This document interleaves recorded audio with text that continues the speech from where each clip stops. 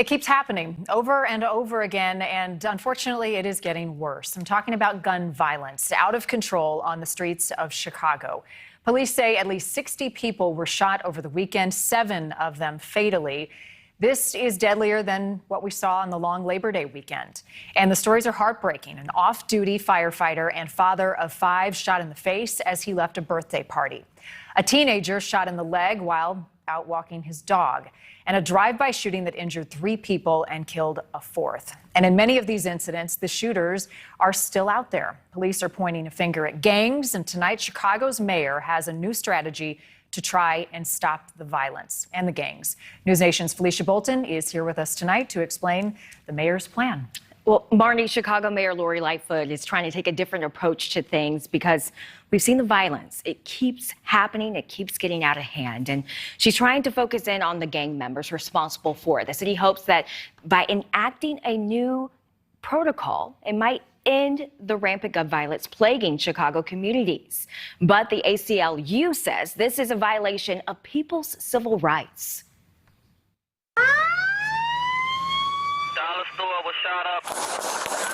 We have an opportunity to bring these violent street gangs into civil court, out of the shadows, expose them for what they are, and if we're successful, and I think we will be, take their assets and the profit motive for killing our babies. Mayor Lori Lightfoot says she is using every tool available to gain control over senseless murders in the streets of Chicago, a city where this weekend alone more than 60 people were injured in gun violence, including 2 mass shootings. And it's nothing new. Chicago's crime consistently ranks among the highest in the nation. Now, under a new anti-gang proposal, attorneys could sue gang members in civil court to take their assets. We're going after gangs. A move Police Superintendent David Brown is on board with. They're flashing the guns, they're flashing money, they're flashing this lifestyle that gets cars and jewelry, and it glamorizes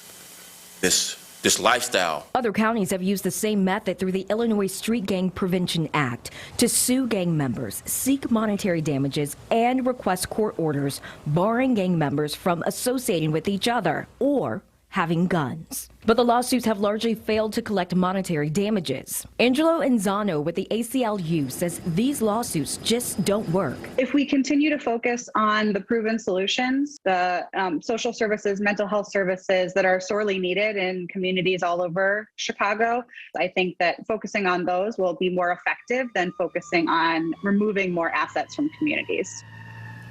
And the ACLU is also concerned that these civil proceedings will get in the way of criminal court. Hundreds of these civil lawsuits against gang members have been filed over the past 20 years in other Illinois counties, many of them in the suburbs. Well, they don't always end like we think. They end usually with the defendants coming out on top.